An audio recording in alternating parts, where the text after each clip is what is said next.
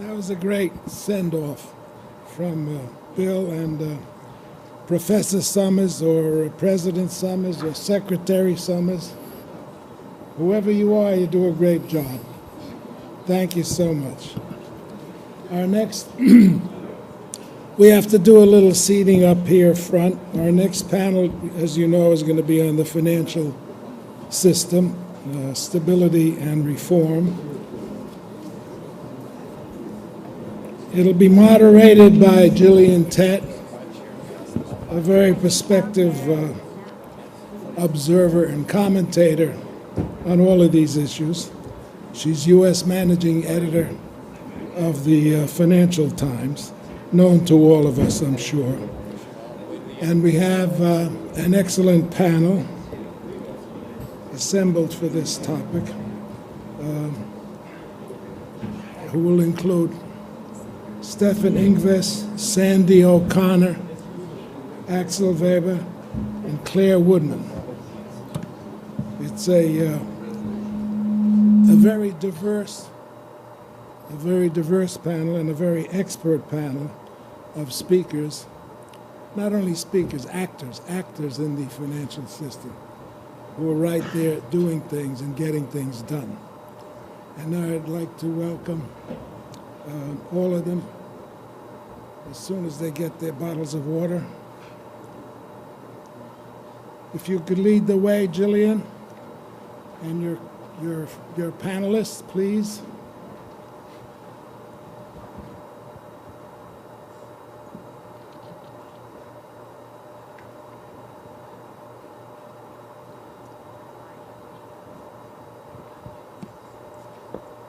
Well, good afternoon, everybody, and welcome to the second panel of this afternoon's proceedings.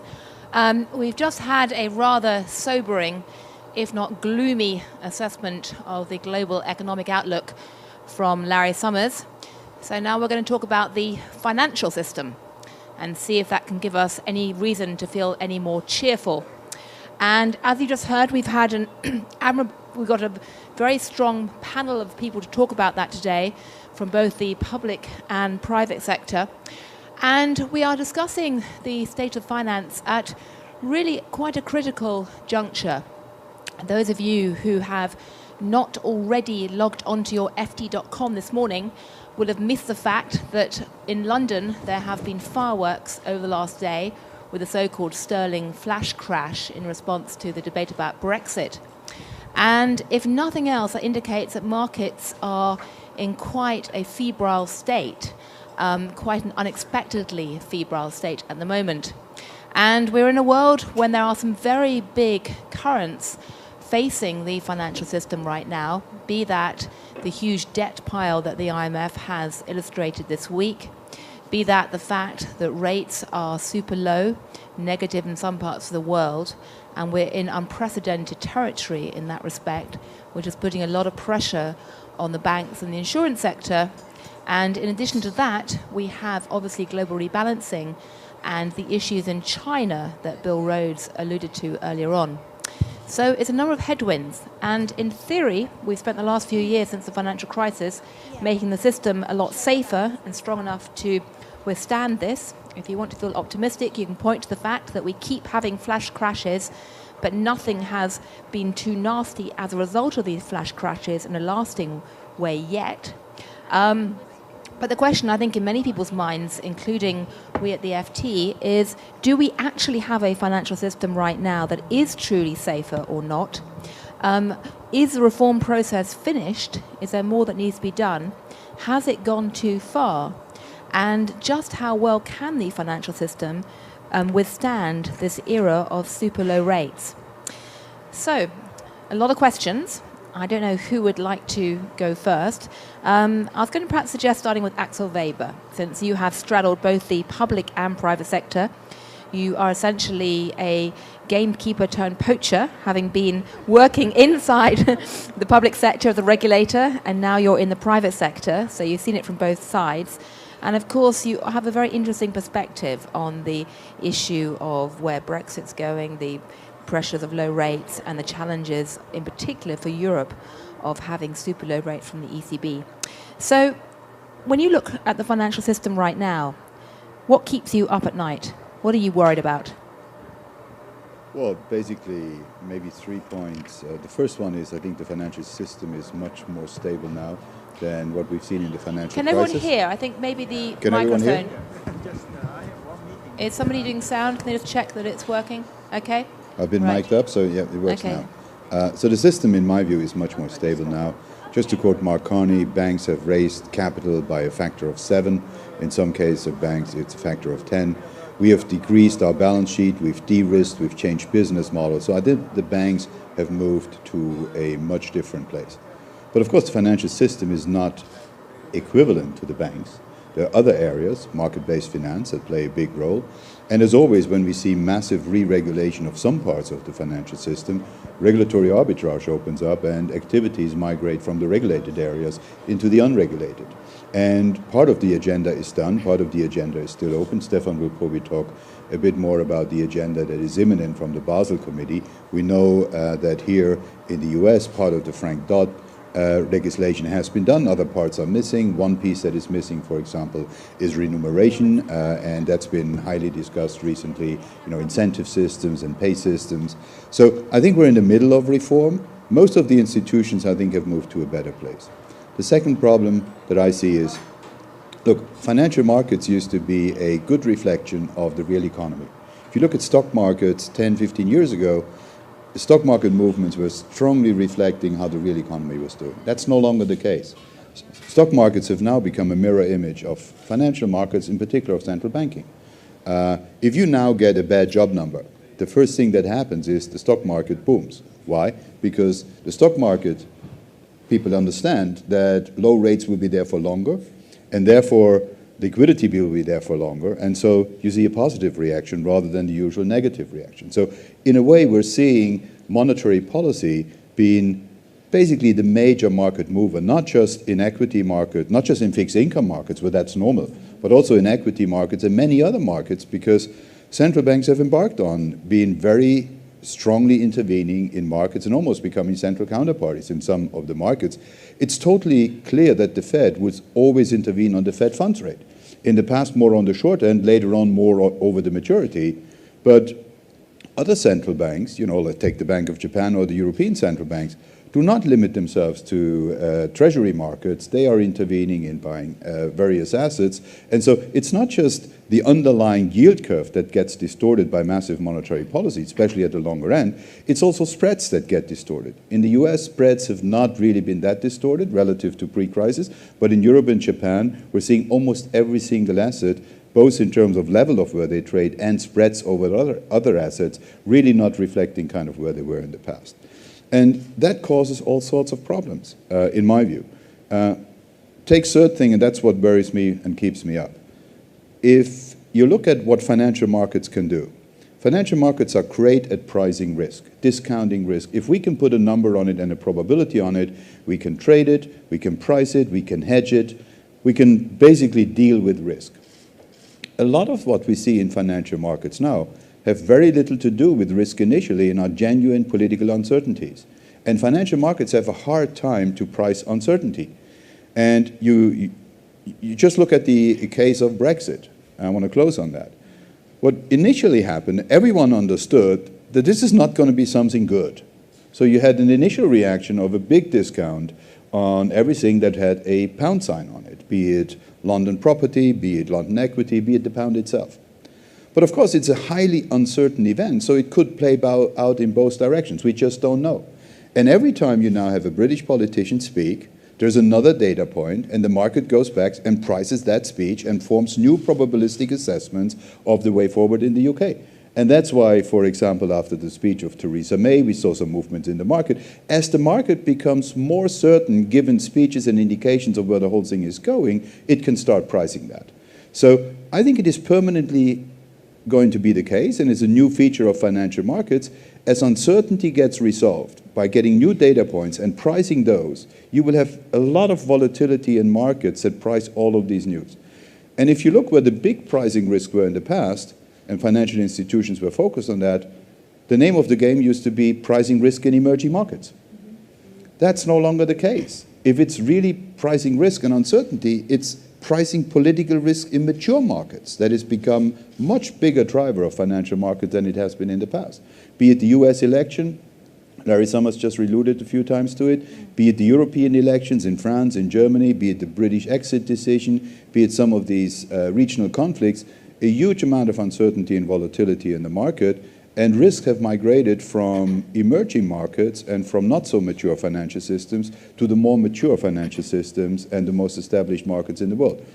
You know, the financial crisis was a deep crisis in the core of the most sophisticated financial system of the world, and that is the US market. That has fundamentally changed the way risks are perceived, even today. And political risks, since they are strongly intervening in markets, have become a much bigger driver of risks than market risks or credit risks or all the risks that we know we have databases on, we can draw on distributions, and we can price.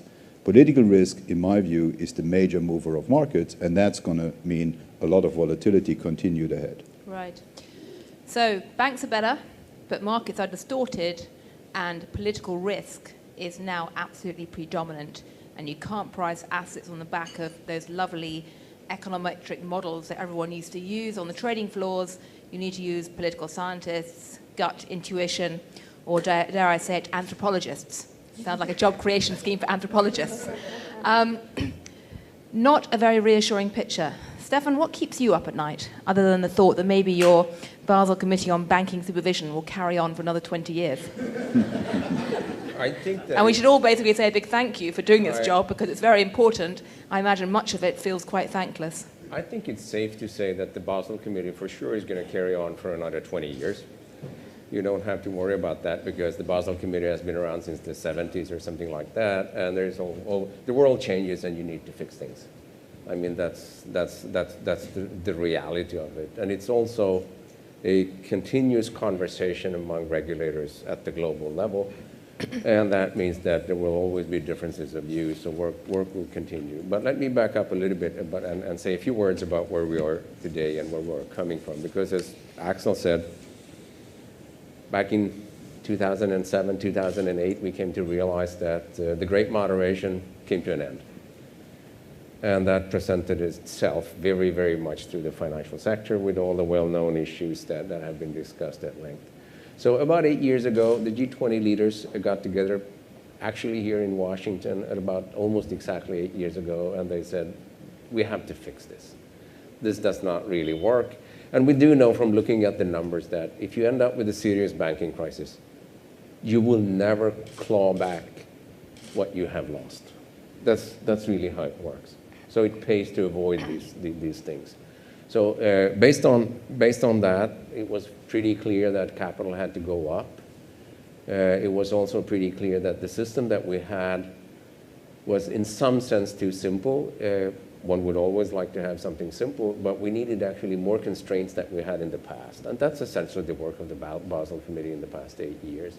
And we have actually done a lot when it comes to the level of capital, the quality of capital, concentration of risks and things like that. And just let me give you two numbers. Common equity tier 1 capital has increased among the major banks in the world since the crisis by 1.3 trillion euros since 2010. That's a high number, but when you're talking about banking, all the numbers are high. So a problem back in 2010 was, of course, that we started with a very low number. And that needed to be fixed. And just by the way, that's gone from what to what? 1.3 trillion, is that? Well, it depends on, I mean, I'm not going to get into different countries or different banks or anything, but the easiest way to look at this, and somebody don't like it when I say that, is to look at the level of the leverage in the system. The leverage ratio is clearly much higher today than it used to be, because a number of banks were at a leverage ratio of, let's say, 1%, 1.5%, 2%. And at least among the major institutions in the world, we're much higher than that, and that's a good thing. More emphasis has been put on liquidity in one form or the other. So as of today, the banks, the large ones, hold about 4.5 trillion euros in high quality, what is called high quality liquid assets. And there was no focus at all on that in the past, and now people have sort of learned the hard way that Markets function the worst when you need them the most, and cash is king. And that's probably a good thing to have more awareness on that side. And so far, there's been a number of issues over the years, being what happened to the Swiss franc, what happened to the flash crash, what has happened just recently. And so far, those episodes have not rattled the system to such an extent that things have started falling apart. So from that perspective, I do think that we're on a bit safer ground than what we used to be. But there's still a bit of work to be done in order to finish this whole project, and we are fairly close. And what remains now to be dealt with, and some of this stuff is, of course, highly technical. Sandie can talk to me about this for hours, but, but we're not going to do that today. Is really how to deal with the whole issue of risk weights in the banking sector. Right. Well, I think actually a lot of people in the room would be interested in talking about risk weights in a moment. But just two quick questions before we bring in Sandie and Clare. When you say you think you're quite close, if you imagine your Basel committee as being as if you'd gone on a road trip, how far are you towards the destination right now? Are you halfway there, 2/3, 3/4, 1/5? If you had kids in the back of the seat saying, "Are we here yet?" what would you tell them? We only have 5 minutes until we get to McDonald's. And the reason for that is that I started out saying that we've been at it for 8 years, and we have clearly a number of times, and all of this is documented in various press releases, said that we expect to finish this by the end of the year and hope to have this kind of blessed by our masters early next year. Okay. And I truly hope that it's possible to do that, but right. ultimately it's in the hands of the decision makers. Okay. And my second question, which I have to ask, is yes, of course, banks look a lot safer and healthier. What about Deutsche Bank? And I'm going to ask Axel Weber that as well before I then turn to our two bankers on. Well, no, I'm certainly going to ask you in a minute. It's not for me to judge, but if you look at the leverage ratio of Deutsche and compare it to many other banks, it's been on the low side for a long time, and that has been well understood for a long time, and it's unfortunately that hasn't changed. Axel, I mean, the IMF has identified Deutsche Bank as the biggest systemic threat amongst the banking sector right now. Would you agree? I don't think it is very useful to single out single institutions when you talk about the stability of the system, because I think what matters is the interconnectedness of the system, and we've done a lot of that. What matters is also that now we have actually taken down a lot of the interdependencies between the various systems. If I look at the size of the unsecured interbank market and where it was and where it is now, it's really come down a lot more. And I think, as I said, all of the institutions have strengthened their capabilities, have strengthened capital, quality of capital, liquidity management, including Deutsche. And it's not up for me to discuss a single institution. If the only institution I'm willing to discuss is UBS, and I'm pretty sure we've shown that we are in a much safer place, so have many others. And I think the system as a whole is stable. Talking about systemic stability, we have issued a lot of instruments, bail-inable instruments, that in my view haven't really so far seen the test of time. And one of the problems you have in many of the markets is if you actually think that a financial institution is starting to encounter problems, and you think that the probability of a conversion or bail-in of an instrument that is a fixed income instrument or a bond gets converted into equity, expectationally you're equity long. And we know from finance that the only way to hedge that is to actually go short the stock. Now, if that happens, you are in an environment where actually the expectation of a problem aggravates the downward spiral in the financial market, and that is a serious concern. So the question I have is more about, let us not discuss single institutions, let us discuss the features of some of the instruments we designed that haven't yet seen the test of the market, and do we have built-in inherent fragilities that when everyone rushes to the exit or when an event becomes more probable will basically lead to more dynamics towards an ungood situation. I think there are some features where we need to go back. We have instruments like that, for example, bail-in or write-down bonds, but we give them to our employees. They're a first loss tranche of what we issue. And if there is a problem, the first thing we bail in is our own employees' deferred compensation. Doesn't sound nice, but it's very effective. But what it does, it keeps everyone focused on risk. Our instruments are triggered at 10%. So management is very focused on not falling below 10% capital because they know deferred compensation is going to be wiped out. I don't have to have a discussion on how big our capital buffer needs to be. Our capital buffer is managed in the incentive-compatible way to be sufficiently large that our post-stress numbers look good. And I think that's where we need to get to go. And that's where I think we need to really look at all of the features of what we have in the market, and do they contribute to systemic stability and set the right incentives for being prudently capitalized and efficiently run. And I think that's really what the focus should be from the IMF, on the system, on the instruments, not on single players. Because singling out single institutions, in my view, is not a good way, because you focus global attention on single institutions, and in our environment, that is not helpful, in my view. Right, well, thank you. Well, Sandie and Clare, I'd be curious to hear from you, if you'd like to comment on Deutsche Bank. Obviously, that'd be fascinating. But otherwise, I'd like to hear from both of you. What is keeping you awake at night at the moment, and where do you see the regulatory debate going? Clare, do you want to start? Yeah, sure. Well, firstly, I think we'll all take the sage advice from Professor Secretary Summers in terms of our comments, and I really don't think it's helpful to single out specific institutions, particularly in these times. I would say you've given us a pretty tough act to follow, Gillian, because we've heard from Larry and Bill, Axel and Stefan, who've really, I think, identified what everyone thinks are the main potential challenges of risk to the financial system. And Axel, I think you're right. I think the banks and the banking system is significantly stronger and much more resilient than it was, even 4 or 5 years ago. And the whole rollout and process of stress testing is a significant improvement on the regulatory front. I think probably from the seat that Sandie and I sit in, we would also call out technology and cyber-related risks that seem to, ebb and flow in vogue. And Gillian, you wrote about that extensively yesterday, and I think actually it was helpful to get that back in the frame, because I think that is an issue.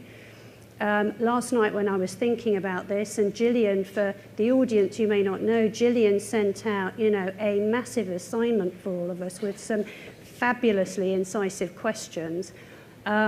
I thought about, the issues of Brexit, and this was before the Asian markets had opened. And, is Brexit a potential source of risk to the financial system, or does that just get contained in the UK and Europe? And I think, last night's events show that we can't be too liberal about our thoughts there. We need to be extremely conservative. But can I, before I turn to Sandie, can I just ask on that issue of Brexit? How concerned are you about flash crashes? Because they keep occurring. We in the journalistic world love the word flash crash, because it's a very easy way to explain a massive movement in the market we don't quite understand, but our editors will sit up and take notice and put it on the front page immediately with a nice chart. So flash crash is up there with the word shadow banking as being something that's helped to popularize finance for the wider audience, at least for the FT wider audience. But how concerned are you about these flash crashes? Because they appear to be happening with growing regularity. And the good news is the system keeps recovering pretty fast. The bad news is that no one quite seems to know how to stop them. So I think just a couple of comments I would make is immediately the aftermath of the UK referendum results, which definitely were not priced in at the time into the market. We saw massive volumes, we saw huge volatility, and what was the interesting thing was having a real live stress scenario at play was electronic trading systems functioned not just okay and coped, but they actually functioned well. There was extremely good price discovery, and so I think we see there that this system, and I think this is part of all of the reforms that have been implemented, show that the system can cope with these. But Sandie, you might have some other perspectives on this. So Sandie, tell us about flash crashes. That's just a small order. Well, I think we're right in the middle of an evolution of the marketplace, right? We've talked about where we are from an interest rate perspective. Sorry, can we? Am I on? Yeah, it's not. Yeah. Yeah. say a couple of words and just check. Yeah, am I on? Are we good?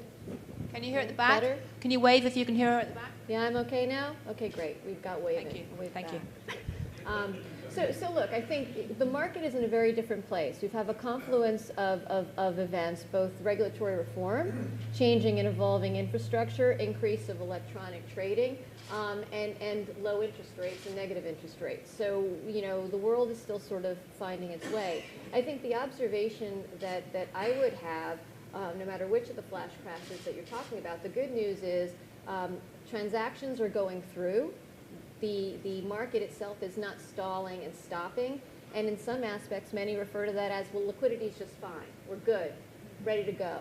I would argue that, yes, that is occurring, but what does it mean for the underpinnings? How deep are the markets? And how much can actually go through the market? So what do I mean?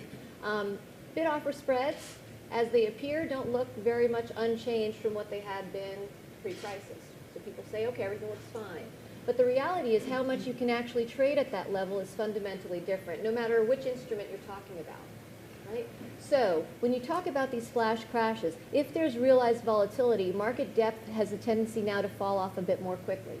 Do I think that's permanent and pervasive? Hard to tell, because we are not yet finished with the journey. We're just stopping at McDonald's. We still have a little ways to go. But my intuition is that markets are probably going to be a little bit more brittle. And the other component that I would add to that as to the why do I think they're going to be a little bit more brittle, the dynamic of the participants and their behavior are fundamentally different. So there is so much more buying and holding of securities in the marketplace today than ever has been. Much of that is very, very much intended. But let's think about the U.S. Treasury market, because I always think that's an easy one to talk about.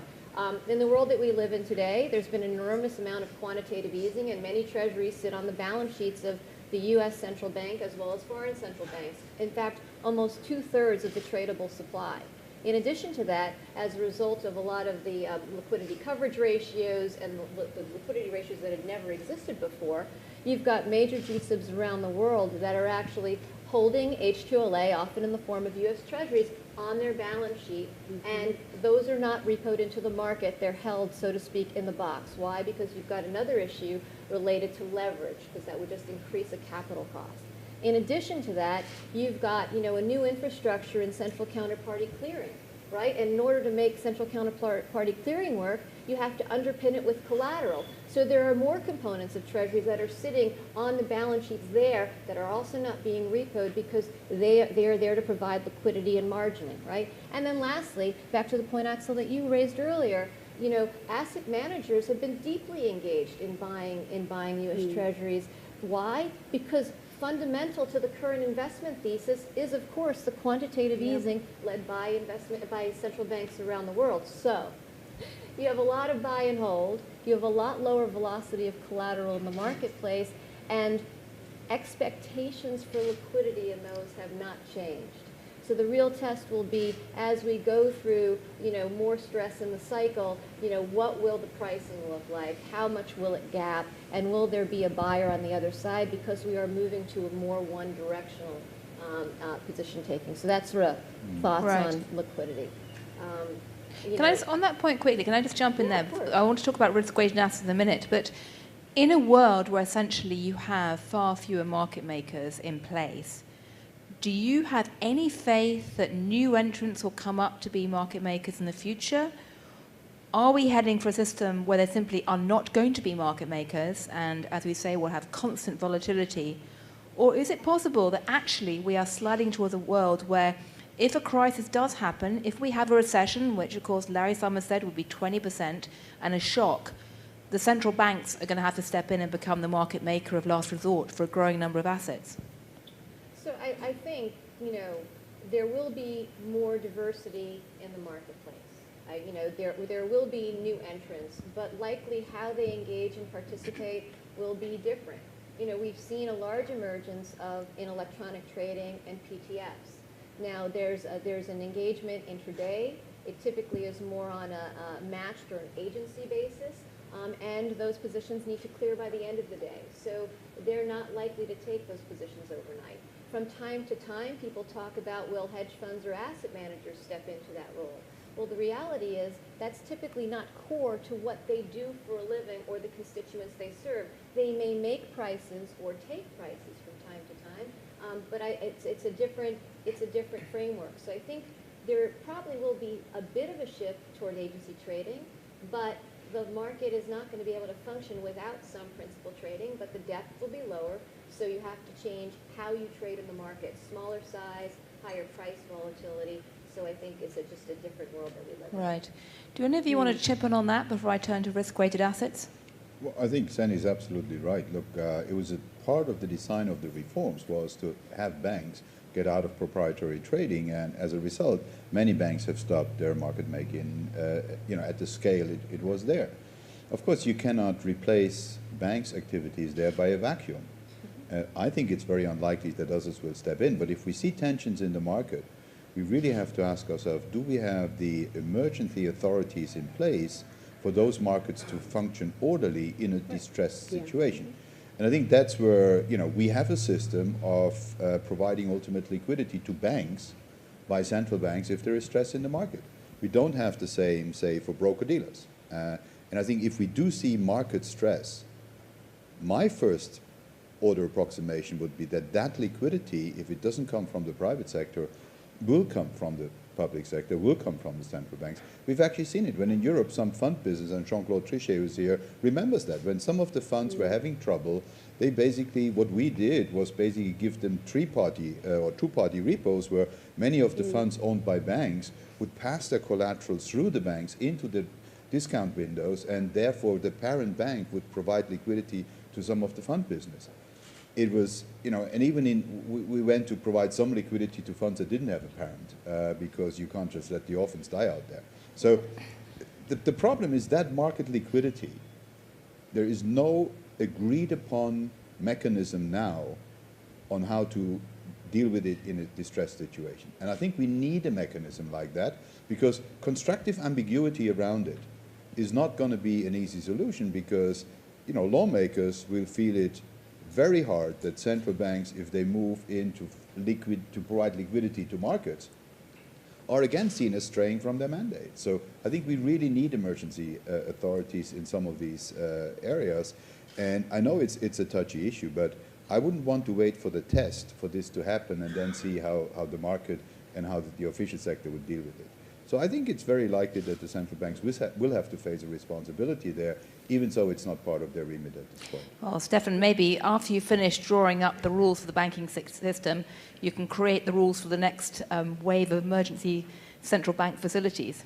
Well, I mean, on the whole issue of market making, it's an issue which is very, very hard to come up with a good answer. I think you need your microphone a bit higher. It's an issue which is very hard to come up with a good answer too, because during one period, it's sort of used to say, well, more market making is better than less market making. But if the price you pay for that is an over-levered system that comes crashing down once in a while, we know by now that you pay dearly for that. So then you have to move, and then you have to change the system. But then to come up with some kind of optimal thing in this is very, very hard to pass judgment on that. But on your point, or to Axel's point about the role of the public sector, the role of the public sector is always to take care of something that you cannot insure because the event is of such a magnitude so that there is no one else around. And whether that's ultimately at the end of the day providing liquidity from central banks, whether it's the government ending up taking over banks, or whether you have, which is going on right now, a huge hurricane, the nature of the issue is exactly the same. That eventually just affects so many, and we're talking about sums of money of such a magnitude that somebody's just got to deal with it. And it's just hard to pass judgment on when the right moment comes to do that. Right. I think it's really important, though, some of the work that the Basel Committee is Again, doing. I think you need to get the microphone a bit closer. Are we doing? Yeah? Yeah. Okay. So I think it's really important, the work that you're doing in Basel on looking at calibration, coherence of the rules, because so many were written simultaneously by a variety of jurisdictions, and in some cases, the risks that many were seeking to mitigate maybe were targeted multiple times. So there could be an opportunity, as you look how the rules fit together, to say, yeah, we've mitigated that risk, and sort of because we've mitigated across different rulemakings, now we can bring it together and in fact add liquidity back in without doing any deterioration to safety and soundness. So I think that's important work to see where there is coherence, where there's not coherence, and make adjustments. And you know, when I think about as we flow out of the international arena into the U.S. arena, you know, a lot of risks were related to liquidity transformation. With LCR and NSFR, the potential, the TLAC as it starts to finalize, and in the U.S., GSIB has a component on short-term wholesale funding, and now we are also talking about potentially including that same thing into CCAR. You know, the question is, have we hit the level of risk that we want? What is our risk appetite? And are we or are we not moving potentially to risk aversion? So I think the math matters, and I think there's potential opportunity. So are you essentially saying that some of these regulations should be relaxed a bit to enable banks to be market makers again? No, that's not what I'm saying. What I'm saying is where we've tried to mitigate excessive liquidity risk, right, and we've done it by writing rules simultaneously post-crisis because that was an important thing to do, right, we may have targeted the risk in multiple ways, and we might be overprotected. So, okay, thank you. Slight nuance. Right. Claire, you wanted to jump in, and I'm going to... Yeah, no, the point I wanted to make is to just, again, reiterate that, you know, the banks are much more resilient than they were 4 or 5 years ago, which should actually obviate the whole lender of last resort access. But certainly in the UK, that's been, you know, front and centre of the UK authorities' minds, and certainly widening access to the discount window and making sure that there's that availability to broader than just a narrow set of commercial banks has been very important work that I think Governor Carney has, you know, promulgated. So I think there is all of that. I think Sandie makes an extremely important point. Unfortunately, I think that we will have to wait some time before, you know, regulators or organisations like Basel will be willing to sort of do the use test and evaluate just how all of these rules work together, and are they complementary or is there duplication? Right, right. Well, I'm conscious that we have many great financial minds in the room, and I do want to start bringing some into the conversation. So I'm going to turn to the audience now and ask some questions. It would be courteous, but not compulsory, to identify yourself. Please keep your question or point very short and limit yourself to one. And if you go on too long, because time is short and there are many people in the room who would like to ask questions, I will cut you off. So who would like to go first? Courteously, of course.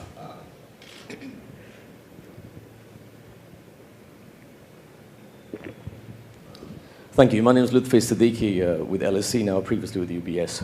I was in Asia last month at a gathering of Asian bankers, and I saw an example of backlash to globalization, but in the arena of financial regulation. We were fantasizing on having a Bali committee of banking supervision to replace Basel because the straitjacket was seen to be too tight. My question is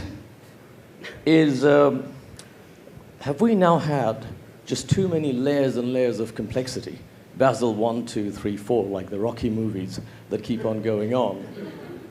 Does it need to be calibrated and that coherence test implemented before people feel, particularly out in Asia, that it's no longer fit for purpose or consistent with their business cycle or their growth stages of growth right now? Would Clare or Sandie like to comment? Have we had too many regulatory initiatives, too much complexity? Well, look, we're very supportive of the work of Basel, and the way that we think about, you know, the whole Basel program, and Stefan is the expert on this, not me, but is that, you know, the Basel III rules were all about, you know, improvements to the quality and, you know, the quantity of capital and liquidity, and those have broadly been implemented, and certainly amongst the US banks, you know, advanced focus on compliance with, you know, leverage ratios, net stable funding ratios. But I think that the piece that people are very focused on now is the focus on, and you raised it, Gillian, internal risk models, are they, workable? Should they still be used? And I think Basel would say, well, actually, we want to make sure that the underpinning data that goes into those models is of good quality, and so that the output that banks are relying on in terms of models, so all around risk sensitivity and risk measurement, are actually provide valuable, reliable outputs. And I think that's sort of the train of work.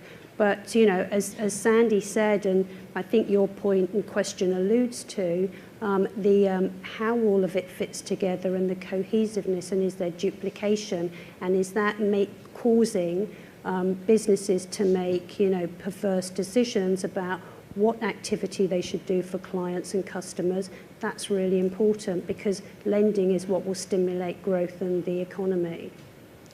Sandie or Stefan, do you have any thoughts on that? Well, or Axel? To Sandie's point, we have spent a number of years creating a system with multiple constraints.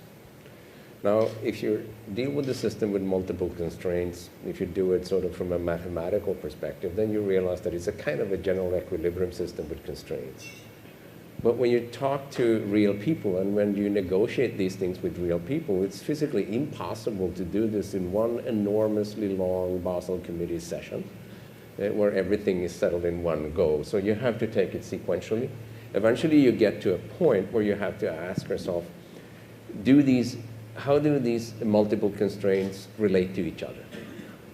And to do that, you have to have some real numbers. And this is exactly where we are when I talked about McDonald's and the rest of it. And how far do we have to go?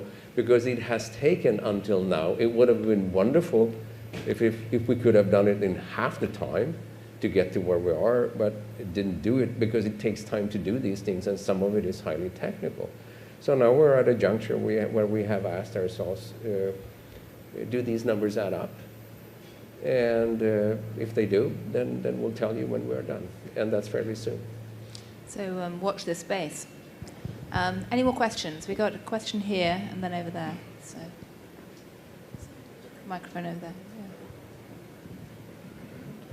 Yeah. It's Olaf Hermgassen. The panel has touched a little on technological risk, but you haven't really expanded on it, and I just wonder if there are any thoughts about changes in technology that can affect the banks and the systems, in particular blockchain technology, digital currencies. I know for this we've talked about other things, but just is there an initial reaction from any of you to those subjects?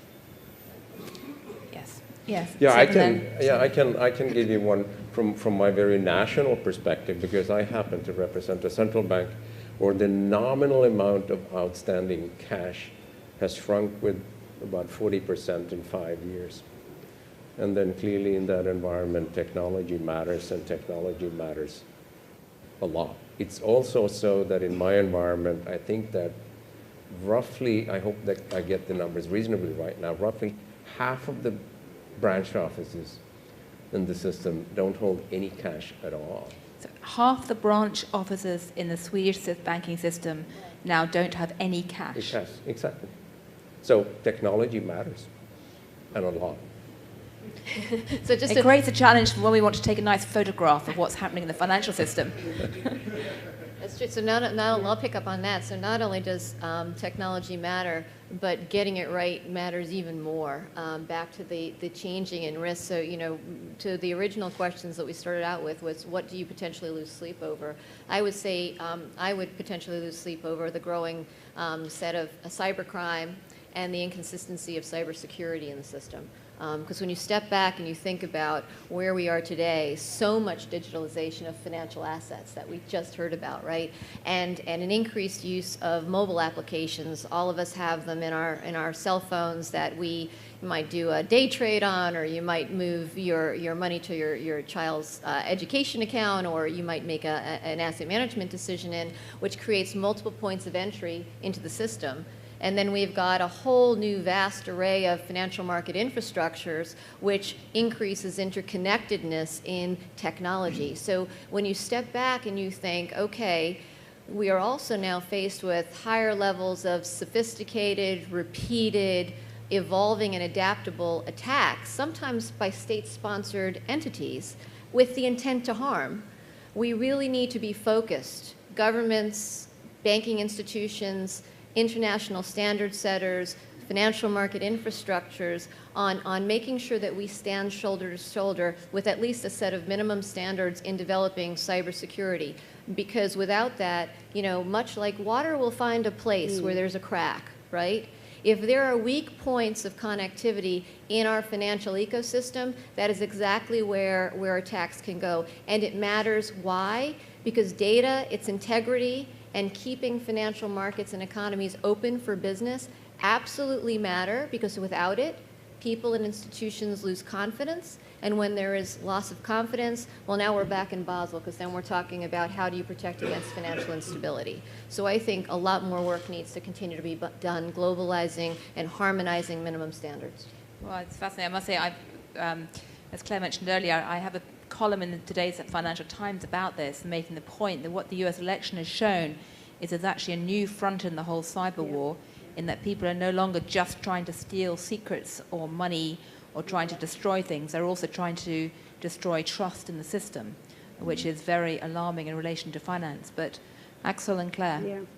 Well, I mean, the point that was mentioned about technology is there's a big discussion whether banks will face their Uber moments, and like the music industry or like the taxi industry, we will get disintermediated, because disintermediation is part of what we do. I mean, we're the middleman, and if you take out the middleman and the producer of financial services gets in direct contact with the clients, there is a risk that we get disintermediated. I really don't think that that is for the financial industry going to happen, because if you look at us as banks, and we're already technology companies. Half of UBS is a technology company. If you look at our trading floors, if you look at our systems, we have used technology and adapted technology at the highest level all through our existence. Now there's new technology, artificial intelligence, blockchain, Bitcoin technology.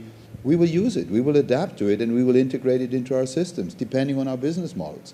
For us, as the global wealth manager #1, we're developing systems with robo-advice where we're building new technology, artificial intelligence into our wealth and asset management. We're basically using it in the retail and corporate business for peer-to-peer payment, you know, all across the spectrum of services we're digitalizing, and we fully understand our clients are used to deal with what in other areas of where they consume 24/7, multi-channel, and they want everything to be at the tip of their finger. We have to do exactly the same thing. If we do not adapt to that client needs, we will be disintermediating. But I see the industry really being on top of this, and we met several times in various workshops, for example, at the IIF, on how we can actually, as a group, move to integrating these technologies into what we do. So I'm really not concerned at this stage that we are not getting it.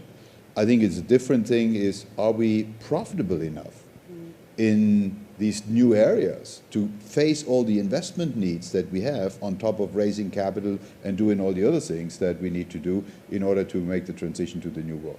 I think at the moment, you asked before what makes me sort of nervous. One concern I do have is about the profitability of the financial industry, and whether all the things that the financial industry does can actually be fed out of the revenues we have in the current interest rate and capital market environment. That's where I think there is really a concern, and I think many of us that have gone through the journey of raising capital, you know, doing better liquidity management, are now facing questions by investors on whether we can actually continue to earn the cost of capital and or even return capital to our shareholders. And that is something where the industry is increasingly coming under pressure. And I think that's something the industry needs to face. But I do think new technologies are part of the solution. So I think we should embrace that rather than see it as a threat to our existence. And that will be the revenue streams of the futures if we do it. Would you agree on that point with your colleague from Credit Suisse, or your counterpart at Credit Suisse, who said that European banks are uninvestable at the moment? No, we're very investable. I saw 10 of our investors, and they all tell me how happy they are with the bank. Actually, you know, if you look at us, we had a 10.2 return on equity in the second quarter. We've had a pretty good run.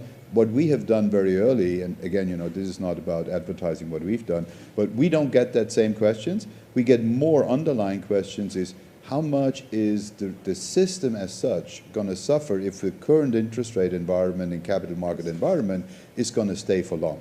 Just to give you one challenge from the home market, and this is why maybe our colleague has mentioned that. On the day of Brexit, the entire Swiss yield curve went negative. The longest dating Swiss government bond matures in the year 2064, and it had a negative yield.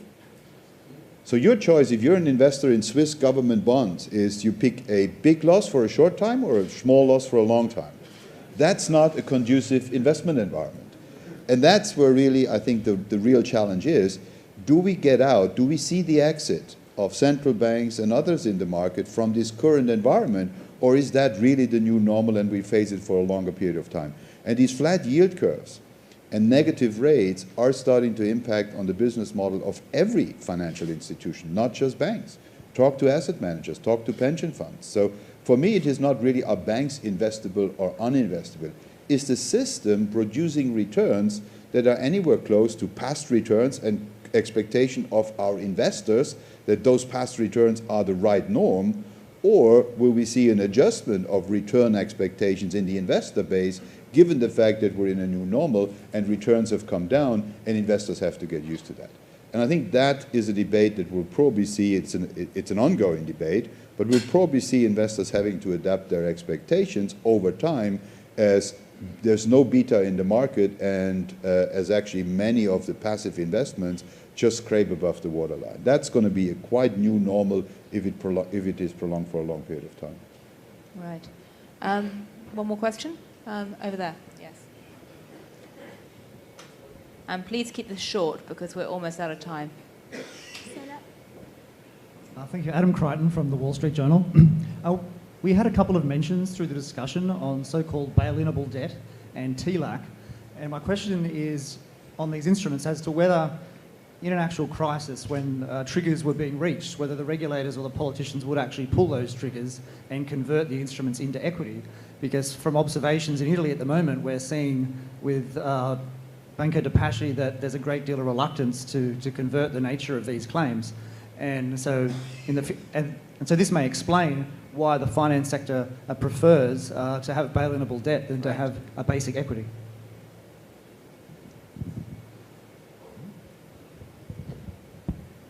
Who would like to answer? Stefan? Time will tell. Look, I think big picture, here in the U.S., there's, as part of the TLAC, there's a specific minimum requirement of the debt component, right? And I think it's for that very reason that you talked about, right? Because if all of the equity is gone through, that way you ensure that you have adequate debt that can be bailed in to recapitalize an organization.